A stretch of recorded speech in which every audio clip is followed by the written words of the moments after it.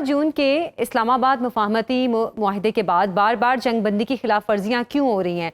क्या ये गैर यकीनी की सूरत हाल मशरिक़ वुस्ता के अमन से दुश्मनी नहीं है? देखें, पाकिस्तान ने जितनी मेहनत की है, जितनी कोशिश की है, जो दुनिया का कोई मुल्क कोशिश नहीं कर सका।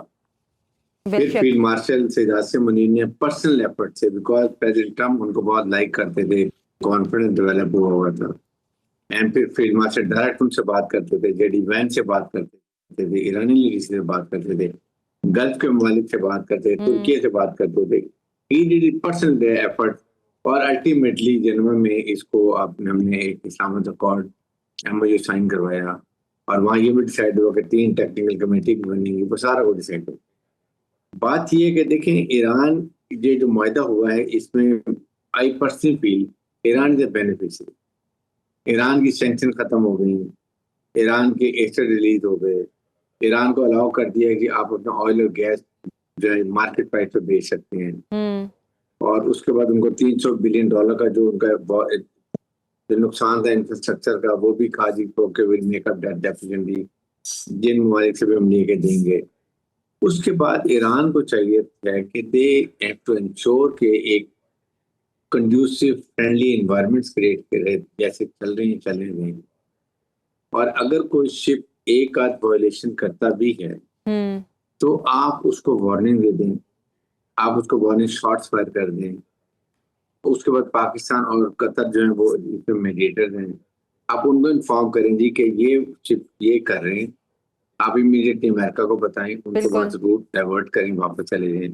This road is not open for this traffic, वो भी नहीं किया।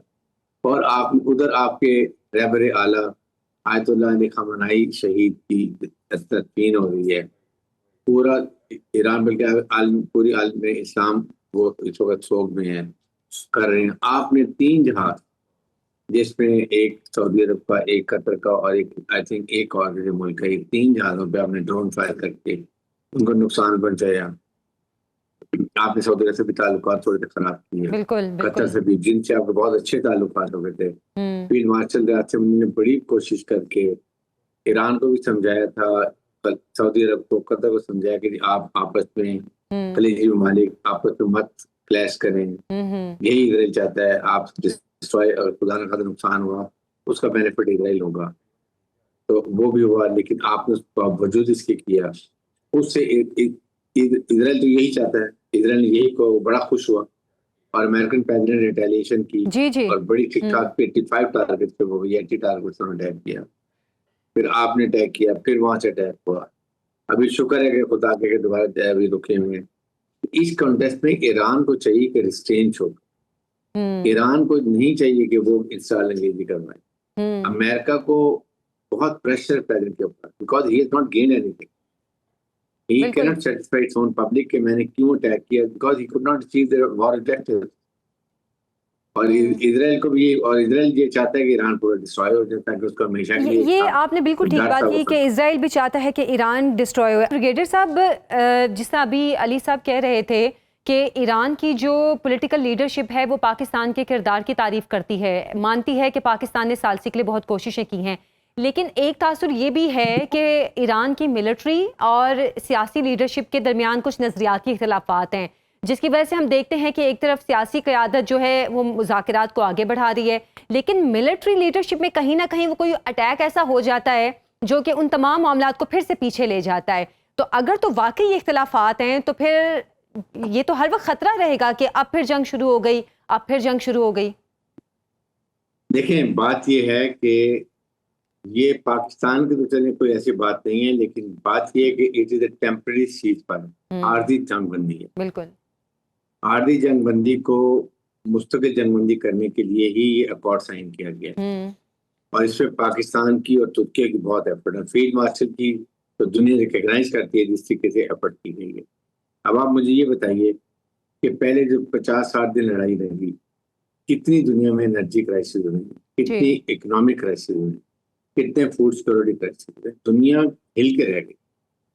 पूरी दुनिया पर एक फिंगर क्रॉस कीजिए, ये पाकिस्तान ने मार्का किया कि उनकी जंगबंदी करा दी। अब अगर दोबारा आप मुझे बताइए इन हरकत की वजह से एक दफा दोबारा जंग छिड़ जाती है तो दुनिया की इकोनॉमी, एनर्जी और फूड सिक्योरिटी को क्या प्रॉब्लम है? तमाम ममालिक को, पूरी दुनिया इस वक्त चाहती है सवाई इजराइल के ये लड़ाई नहीं हो। बिल्कुल बिल्कुल। ना अमेरिकन पब्लिक चाहती है, ना अमेरिकन सेनेट चाहती है, ना उनकी कांग्रेस चाहती है, ना नेटो चाहता है, ना यूरोपियन यूनियन चाहती है। खलीजी ममालिक तो बिल्कुल पीछे में, वो तो बिल्कुल नहीं चाहते। फिर रशिया, चाइना, पाकिस्तान, ये हमारे ममालिक, नोबडी वांट्स वॉर। यही प्रेशर जिससे अमेरिकन प्रेसिडेंट ने मजबूरन जंगबंदी की है, अदरवाइज वो इंटरेस्टेड नहीं थे। उनको क्या हासिल किया आप मुझे बताइए? चारों टारगेट से उनको चारों अचीव नहीं हुई।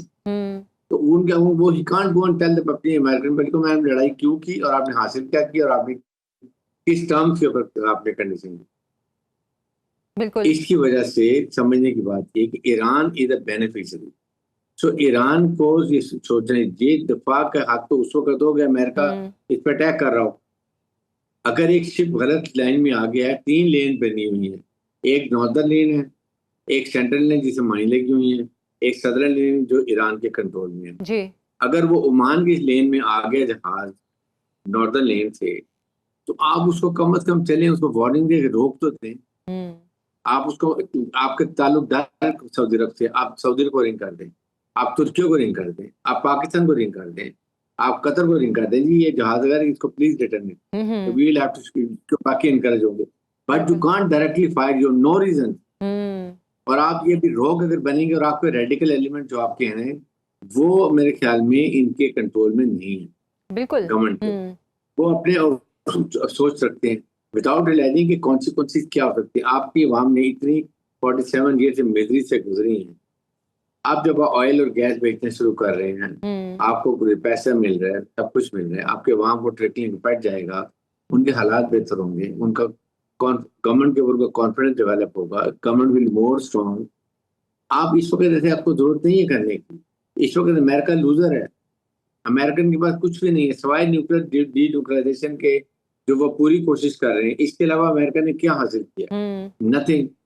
और फिर ईरान इजराइल को देखेंगे, इजराइल दिल बना रहा है, रो रहा है कि जी किसी से लड़ाई हो जाए, ईरान को मिलिटरी जीरो कर दो। बिल्कुल। आप क्यों मौका दे रहे हैं?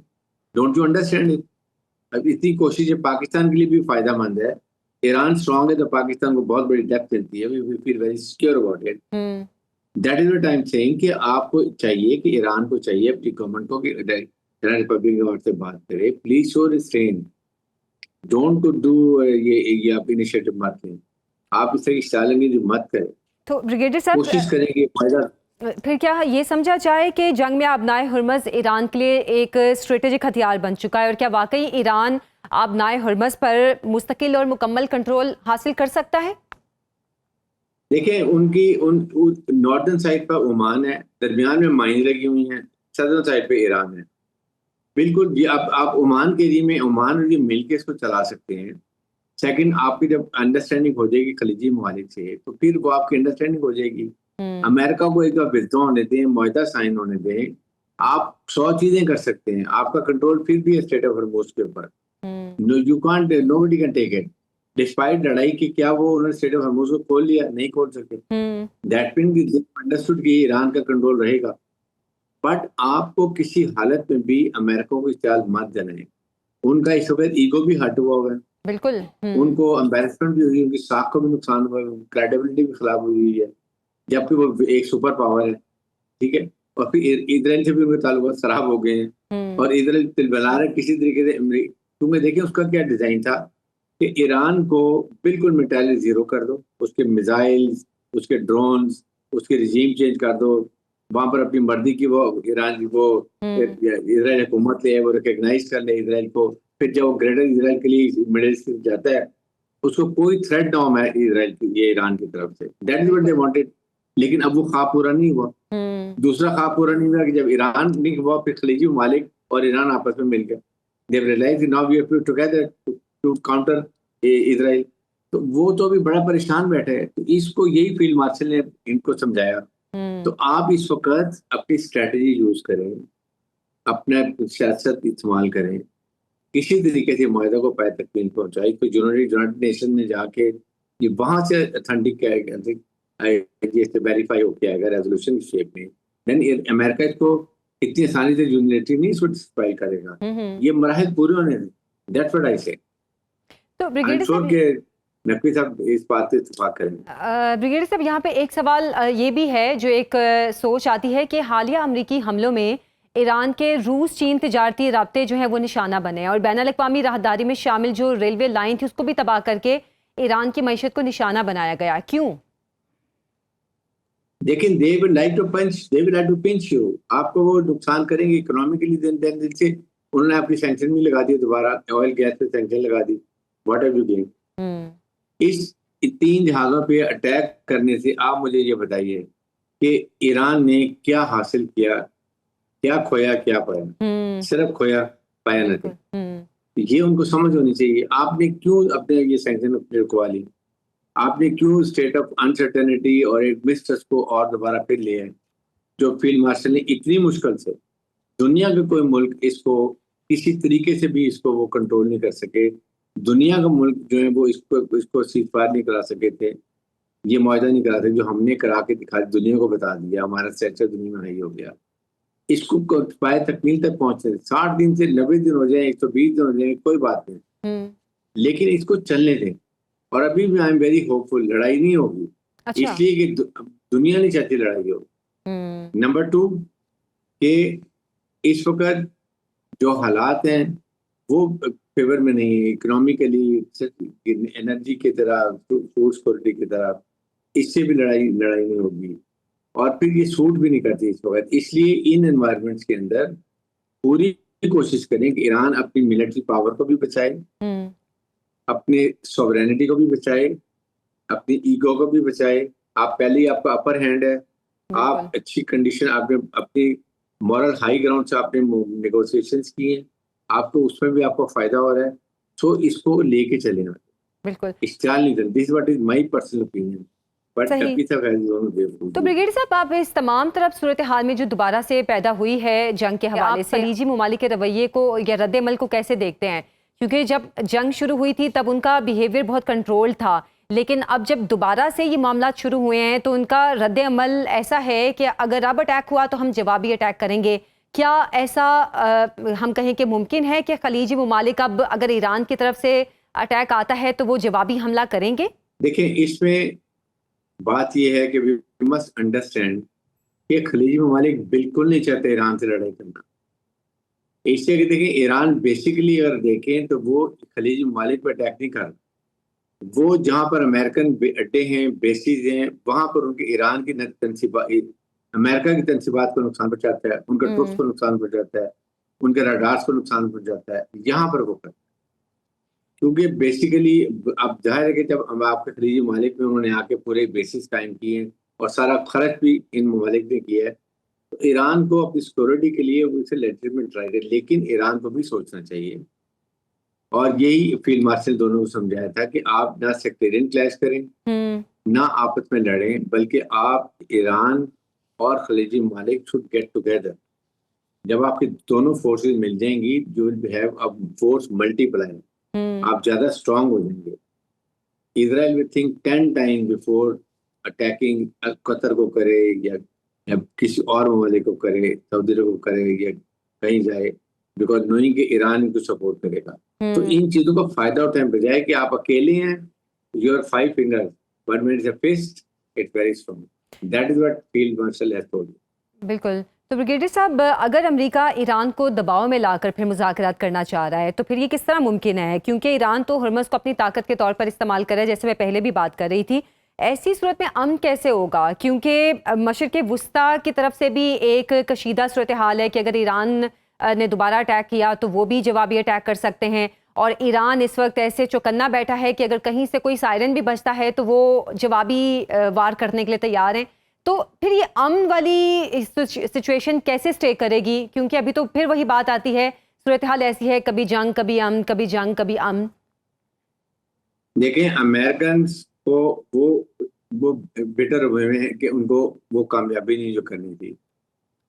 जो अपनी कामयाबी अचीव कर चुका है, अपनी मर्जी का मुआहदा करा चुका है, that country has to sit quiet, remain defended, remain strong, remain vigilant, but don't do anything जिससे उसको इश्तिहाल है दूसरी party. This is what it is. बिल्कुल आप अभी आपने मुझे ये कोई जस्टिफिकेशन नहीं, मैं honestly I generally feel and I have lot of respect for Iran. Iran ने बड़ी रेजिलियंस सिखाई है। Iran has re-emerge as very strong military power, और पाकिस्तान ने बहुत उनको सपोर्ट किया, आउट ऑफ द वे किया, और करना भी चाहिए था, हमारा नेबी मुल्क है। लेकिन ईरान को ये समझना चाहिए कि इस वक्त उनके फायदे में ये है कि जंगबंदी फाइनल हो जाए। जहाँ जंगबंदी फाइनल हो जाएगी वहाँ इजराइल की नेतन्याहू भी हट जाएगा, इस पे केस भी चलेगा, ये जेल भी चला जाएगा। अब बिल्कुल बिल्कुल ये आपको करने की जरूरत है। और अमेरिका की फर्स्ट टाइम है कि इजराइल की आपस में बहुत दूरियां हो गई। अमेरिकन अवाम ने रियलाइज किया कि ये हमने अमेरिका की लड़ाई नहीं लड़ी, हमने इजराइल की लड़ाई लड़ी है। ये फर्स्ट टाइम यहाँ पर ये सोच शुरू हुई है। इसलिए इस मौके पे बहुत तहम्मुल की जरूरत, बहुत एतमाद साजी की जरूरत, और आप अपने अपने नेशनल ऑब्जेक्टिव्स को परसू करें कि आपने जो एजेंडा जो आपने मुआहदा किया उसको फाइनल करें टैक्टफुली। ये आपको करना चाहिए।